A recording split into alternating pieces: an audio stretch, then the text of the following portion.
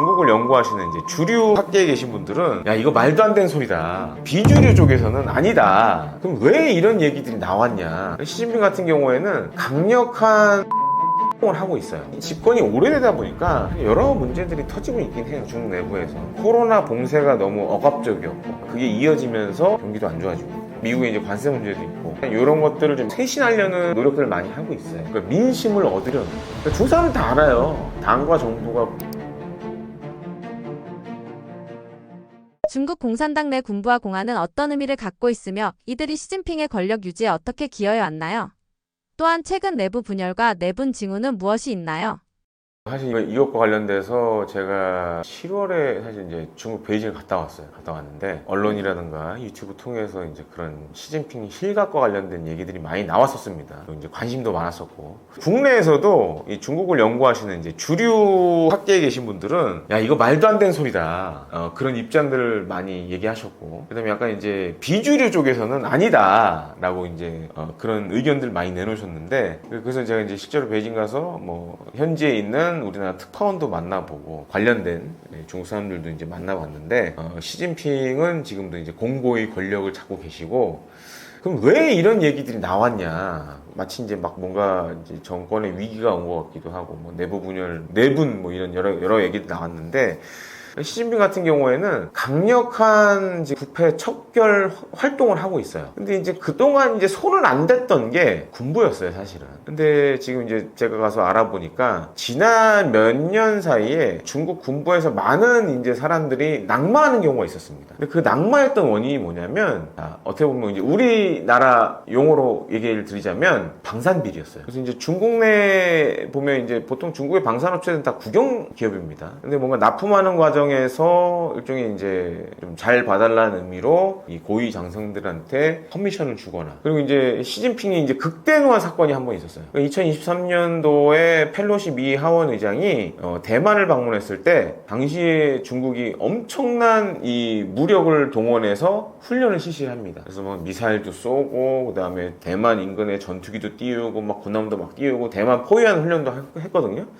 근데 그때 러시아에서 들여온 S-400 지대공 미사일을 쏴보려고 했었어요. 근데 작동을 안 한 거예요. 그래서 이게 무슨 일이냐? 조사를 하라고 지시를 내립니다. 그래서 봤더니 지금은 이제 숙청된 전 국방장관이 주로 이제 무기체계 획득과 관련된 걸 했던 사람이었어요. 근데 이 사람이 러시아 업체로부터 어마어마한 뒷돈을 받은 거예요. 커미션을 받은 거예요. 그리고 이제 저도 뭐 방산 쪽 일을 하지만 러시아 같은 경우에는 국영 방산업체가 보통 이제 방산 수출을 담당을 합니다. 제가 이제 외국 친구들한테 이제 확인해 본 몇몇 이제 결과로도 이 러시아 국영 방산업체 같은 경우에는 예를 들어 이제 러시아 무기를 산다 그러면 엄청난 금액의 커미션을 준다고 하더라고요. 근데 중국의 그런 획득, 무기 획득과 관련된 업무를 받던 사람들이 돈을 받았던 거예요. 그래서 중국 공산당하고 정부가 러시아 방산업체에, 국영 방산업체에 확인을 했어요. 야, 니네가 판 실제 가격하고 우리한테 준 가격을 내놔봐라. 그래서 비교를 해봤어요. 비교를 해보니까 금액 차가 어마어마한 거예요. 그래서 알았죠. 아, 이거 누군가가 챙겼구나. 그래서 조사하면서 여러 사람들이 연관이 됐고, 그러면서 이제 대규모 숙청이 이루어졌죠. 장유샤는 군권을 어떻게 장악하고 있으며 그가 최근 시진핑의 권력에 위협이 된다는 평가는 어떤 근거에서 제기되고 있나요? 뭔가 국내에서 약간 오판을 하고 있는 부분이 많은데 장유샤 같은 경우에는 시진핑보다 나이가 많아요. 그리고 제가 확인한 바로는 거의 형제 같은 사이로 알려져 있어요. 왜냐면 장유샤 아버지도 중국 인민해방군의 옛날에 고위 장성이었고 그 다음에 시진핑의 아버지도 이 원로였고 아버지 때부터 끈끈한 관계를 맺고 있고 지금도 마찬가지입니다. 다만 이제 몇몇 이제 사진을 통해서 약간 저 사람이 시진핑을 뭐 이렇게 위에 올라서려는 거 아니냐 이런 추정들이 나왔는데 그건 아니고 지금도 사실은 굉장히 이제 시진핑을 깍듯이 대하고 있고 특히 장유샤 같은 경우에는 군 이력이 굉장히 독특해요. 그러니까 중국 인민해방군 장성 가운데 현존하는 고위급 장성 가운데 몇 안 되는 실전 경험을 가지고 있습니다. 많은 분들이 이제 70년대 말에 중월 전쟁, 중국과 베트남이 한번 전쟁을 일으켰잖아요. 중국이 이제 베트남 침공해서 들어갔었는데 물론 이제 결과는 안 좋았지만 그 이후로도 80년대에 크고 작은 그런 교전들이 있었습니다. 근데 이 장유샤 같은 경우에는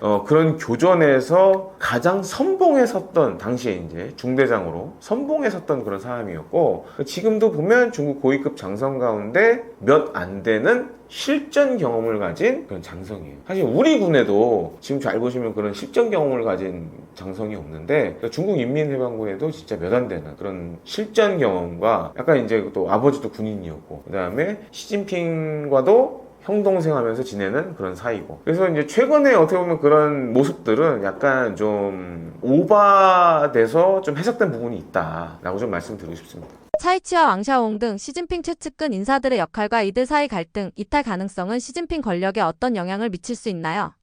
지금 이제 뭐 군권이라든가 그다음에 인사 관련돼서는 여전히 이제 시진핑이 주도권을 갖고 있고 다만 이제 집권이 오래되다 보니까 여러 문제들이 터지고 있긴 해요. 중국 내부에서. 첫 번째 문제는 이제 경제가 굉장히 안 좋죠. 지금 코로나 이후에 뭔가 좀 경기가 좋아질 거라고 생각을 했는데 코로나 봉쇄가 너무 억압적이었고 그러다 보니까 그게 이어지면서 경기도 안 좋아지고 있고 또 한 가지 이제 미국의 이제 관세 문제도 있고 여러 가지 지금 문제들이 복합적으로 일어났으니까 이런 것들을 좀 인사로 쇄신하려는 노력들을 많이 하고 있어요. 그래서 이제 저 중국에서 한 생활을 왔다 갔다 하고 다 계산해 보면 거의 한 뭐 10년 가까워지고 있는데 시진핑 집권 이전 이후로 좀 나눠 봐야 될 것 같아요. 이전 같은 경우에는 굉장히 좀 뭐랄까 활기가 있고 그리고 그때는 뭐 중국의 경제 성장률이 뭐 하늘을 뚫고 올라갈 정도였으니까 그랬는데 지금은 좀 많이 위축돼 있고 그러니까 투자 심리 자체가 좀 많이 내려가 있는 상황이고 그리고 또 이번에 제가 베이징 가서 깜짝 놀랐는데 지금 이제 중국 공무원들 같은 경우에는 평일날 저녁에 뭐 친구를 만나서 밥을 먹는다든가 술 먹는다든가 이런 게 일절 불가능한 상황이 됐어요. 그래서 공무원들이나 당원들 같은 경우에는 만약에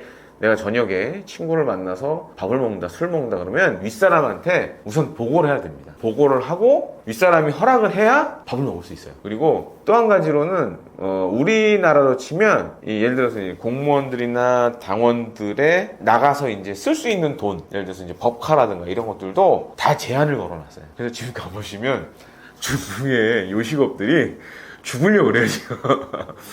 그 다음에 이제 중국 뭐 마오타이나 그런 비싼 술들 있죠. 옛날에는 뭐 공무원들의 당원들이 막 진짜 나랏돈을 물 쓰듯이 썼는데 지금은 그렇게 할 수가 없어요. 그러면 잘려요. 그래서 그런 이제 비싼 중국 술들도 요즘은 안 팔리는 상황이에요. 굉장히 어떻게 보면 이제 사회가 위축될 수밖에 없는 게 이제 부정부패를 차단하겠다는 게 굉장히 강하고 그렇기 때문에 여러 공공 분야에서 좀 이렇게 제약이 많이 걸리고 있고 경기도 안 좋고 그러다 보니까 약간 인사적인 측면으로 좀 해결하려는 게 아닌가 좀 이렇게 보여주고 있습니다. 시진핑이 부정부패를 척결하겠다는 액션을 보이는 이유는 중국 내부의 민심을 잡기 위함일까요? 그렇죠. 이제 어떻게 보면 이런 부정부패와 관련된 활동을 통해서 그 민심을 얻으려는 거죠. 중국 사람은 다 알아요. 당과 정부가 부정부패가 심하다는 걸. 이제 중국 가면 저는 이제 텔레비, 중국 TV를 많이 보는데, 중국 살 때도 많이 봤고. 중국 TV 드라마를 보면 이제 많이 하는 소재들이 있어요. 첫 번째, 항일. 왜냐면 이제 일본이 중국을 침략했던 항일 전쟁 내용. 그 다음이 이제 국민당, 공산당 간의 그런 싸움. 이런 게 많이 나왔어요. 근데 최근에는 어떤 드라마가 많이 나오고 있냐? 특히 이제 중국의 관영 매체 CCTV에는 부정부패와 관련된 드라마들이 굉장히 많이 나와요. 그러니까 드라마에 지금은 한 장르가 됐어요. 부정부패 관련된 드라마가. 그 정도로 정말 부정부패 관련된 걸 제거하기 위한 국가적인 노력을 총력전을 기울이고 있어요. 지금 중국은. 근데도 불구하고 안 없어져요. 근데 과거보다는 그래도 많이 지금 이 부정부패 관련된 부분들은 정리가 돼가고 있습니다. 그러니까 이제 중국군 관련돼서 좀 내용을 추가로 말씀드리자면, 사실은 지금 이제 중국군 부정부패 관련돼서 이제 잘려 나간 사람들 보면은 사실 다 고위급 장성들이에요. 근데 실제 전쟁을 수행하는 뭐 영관급 장교라든가 그다음에 초급 장교 이 사람들은 영향을 사실 받지 않아요. 그러니까 계속 좀 이제 군내의 부정부패를 일수하면서 2027년이 이제 중국 인민해방군이 만들어진 지 100주년이 되는 해입니다. 그래서 세계적 강군이 돼야 된다. 그래서 강군몽 얘기하고 있는데 어떻게 보면 그런 강군몽을 실현하기 위한 지금 이제 부정부패 노력을 하고 있다라고 보시면 되겠습니다. 공안부, 국가안전부 등 무장 권력 핵심 기관의 인사 이동은 최신 권력 투쟁 구도에 어떤 변화를 시사하나요?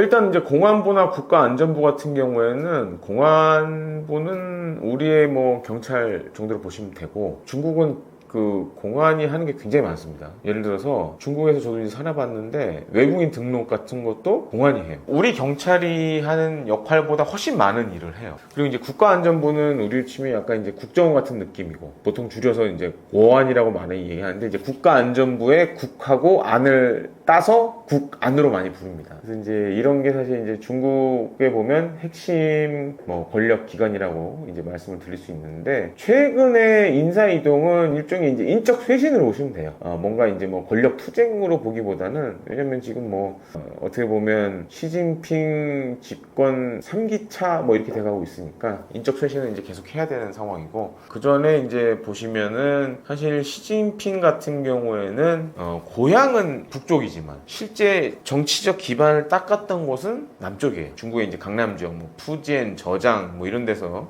사실 많은 정치적 경력을 쌓고 이제 어떻게 보면 이제 국가 주석이 된 그런 케이스라고 할 수 있는데 그런 측면에서 지금은 이제 과거 이런 뭐 푸젠성 출신이라든가 절강성 출신보다는 좀 다양하게 인사 기용을 하는 것 같아요. 최근 관영 매체가 왕샤오홍의 직함을 공안부장 대신 중앙서기처 국무위원으로만 보도하는 등 신호가 포착되고 있습니다. 이는 권력 구조 및 실세 변화와 어떤 관련이 있다고 보시나요? 아무래도 이제 이 왕샤오홍도 이 부정부패와 좀 연관이 있었던 것 같아요. 그래서 이제 공안부장 대신에 좀 다른 직책으로 이제 밀려난 것 같고 지금 시진핑 같은 경우에는 하여튼 핵심 과제는 어떻게 하면 부정부패를 줄이느냐 이거예요. 그래서 이제 이거와 관련된 사람들은 지금 어떻게 보면 이제 자연스럽게 권력에서 밀려날 수밖에 없고 그런 상황으로 좀 인식을 하시면 되겠습니다. 떠먹여주는 TV도 구독과 좋아요, 알림 설정 부탁드리고요. 제가 운영하는 대영제국도 좀 많이 찾아와 주셔서 시청해 주셨으면 감사하겠습니다. 고맙습니다.